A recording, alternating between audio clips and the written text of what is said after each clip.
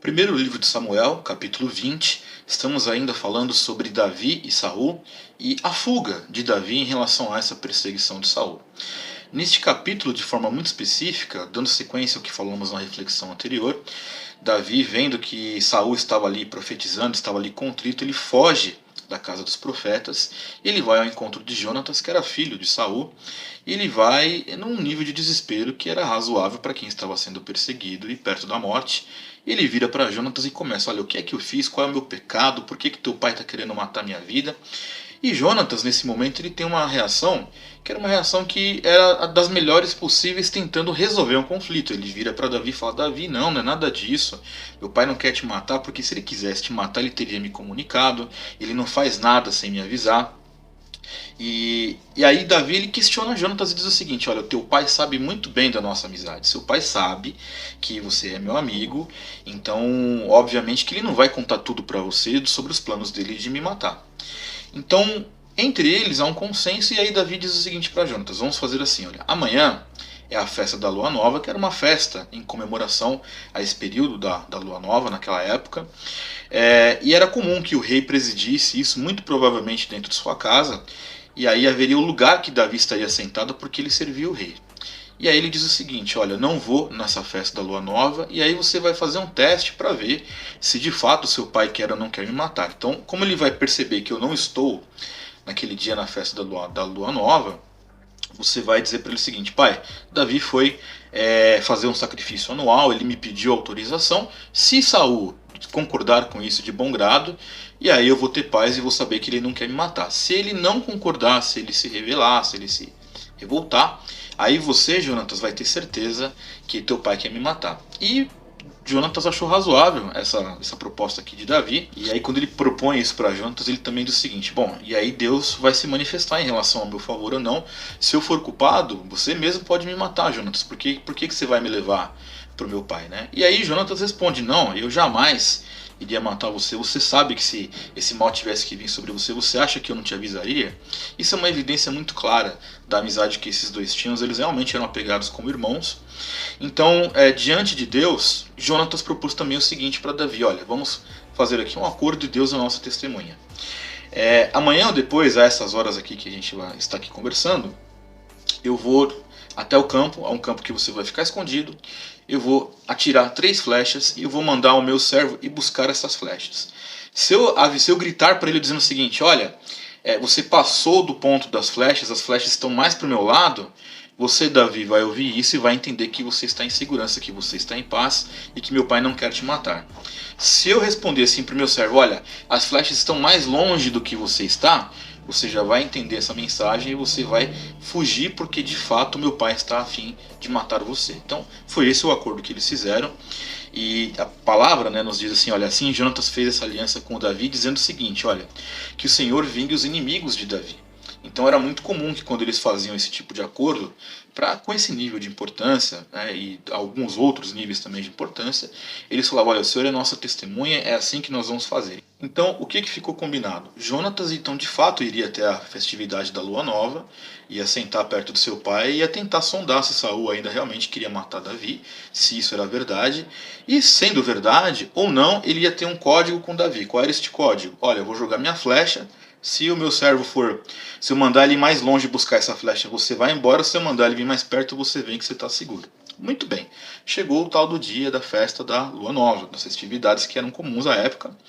E no primeiro dia, a ausência de Davi foi percebida, mas dentro de si, Saul pensou o seguinte: bom, talvez ele não esteja purificado, talvez ele esteja em pecado, está se purificando, e por isso que não veio. Então ele nem perguntou e nem questionou o que estava acontecendo. Ele meio que fingiu que não viu. E no segundo dia, como a ausência de Davi também foi percebida nesse evento, então Saul já chega para Jonatas e fala assim: cadê o filho de Jessé que não veio comer com a gente? Então Jonatas vai e responde a Saul: olha, o Davi veio me pedir para que ele pudesse ir até Belém, fazer um sacrifício na cidade junto com a sua família, né? E aí Jonatas disse: assim como ele me pediu, eu deixei que ele se fosse, por isso que ele não está aqui na mesa do rei. E aí neste momento é que Saul coloca tudo para fora, tudo que estava dentro do coração dele. E você vai enxergar claramente nessa reflexão bíblica o nível de perdição a qual Saul caminhava cada vez mais. A tal ponto que ele vira para Jonatas, que era filho dele, e diz o seguinte: olha, você é um filho de uma mulher vadia, né? Vadia e rebelde, né? Uma ofensa muito severa. E aí ele questiona Jonatas abertamente, dizendo o seguinte: você acha que eu não sei que você escolheu esse Davi para ser vergonha na minha família, como acusando ele de uma traição, né? É como se Saul dissesse o seguinte: você acha que eu não sei que você está ajudando Davi?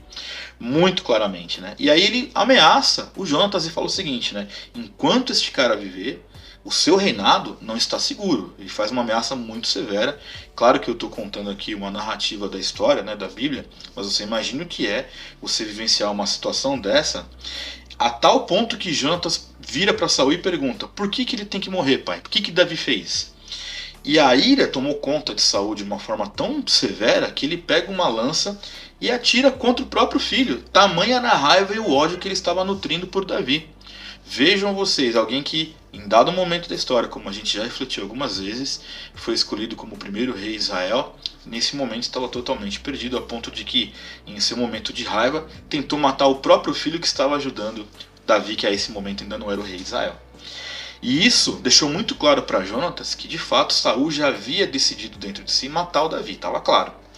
E isso foi uma coisa tão dura, tão horrorosa, que a Bíblia diz que Jonatas se levanta com muita raiva e ficou muito sentido. Quando a Bíblia dá esse tipo de ênfase, é porque é uma coisa muito forte.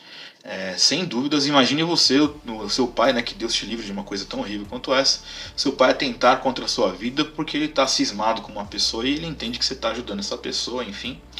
E aí, aquele código que Jonatas havia combinado com Davi em relação ao campo, ele vai e cumpre exatamente isso. Ele vai até o campo, ele atira as 3 flechas, ele manda o servo dele lá buscar essas flechas, aí ele avisa: olha, o ponto que você está, as flechas estão mais distantes. E aí Davi entende que ele realmente não podia ficar perdendo tempo ali, tanto que Jonatas, né, vai acelerando esse seu servo, né, para olha, vai mais longe, né? Ele deixa muito claro que Davi deveria continuar fugindo para preservar a sua vida. E a Bíblia mostra que assim que esse servo foi embora, o servo de Jonatas foi embora, que Davi e Jonatas se encontram, choraram muito porque estava muito claro que Saul então intentava matar Davi, e Jonatas eles eram muito amigos, né? Jonatas e Davi eram muito amigos. Eles se despedem e a palavra nos mostra o seguinte, que Jonatas diz o seguinte a Davi: vá em paz, porque ainda ambos juramos em nome do Senhor. O Senhor seja sempre testemunha entre mim e você, entre a minha descendência e a sua descendência. E aí Davi se levantou e foi embora, e Jonatas voltou para sua cidade.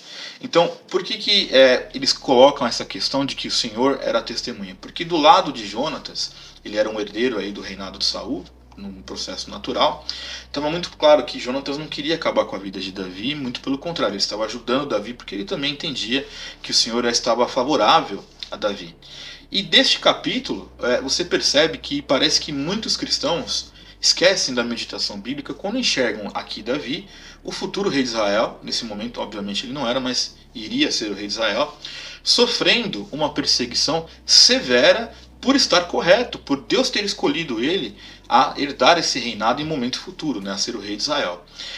Muitas pessoas parecem que não entendem que quando você está fazendo alguma coisa, servindo ao Senhor, você vai ter sim estes níveis de perseguição, e isso vai bastante contra a teologia da prosperidade, que nem deveria ser chamada de teologia da prosperidade, porque ela ensina que o cristão está isento de problemas. Se essa teologia fosse verdadeira, nós temos um problema com Davi aqui, porque ele estava meramente servindo ao Senhor. Até este momento da história não havia nada que ele tivesse feito que desabonasse a conduta dele, e ele estava sendo severamente perseguido de morte pelo homem, até então, mais poderoso do reinado de Israel, que era o próprio rei Saul. Quer dizer, na ótica de algumas pessoas, ele fez alguma coisa, está em pecado, está em brecha, porque está sendo perseguido. E na verdade, nós nos esquecemos de lembrar que o Senhor é soberano, e inclusive as nossas maiores perseguições também estão debaixo da soberania de Deus, e nós estamos vendo isso ao longo desse processo da fuga de Davi, que Deus sempre vai se manifestando de alguma forma para proteger Davi. Então o alerta que fica desse texto para nós é que enquanto nós caminhamos na nossa vida, ainda que estamos fazendo as coisas corretamente, servindo ao Senhor, sim, nós vamos ter perseguições. Eu não estou aqui profetizando a perseguição na sua vida, até porque não acredito nesse tipo de coisa, ou profetizar o mal na vida dos outros, não é nada disso, mas é uma constatação bíblica que enquanto nós caminharmos nesse mundo, mesmo que estejamos fazendo o que é correto, nós sofreremos perseguições.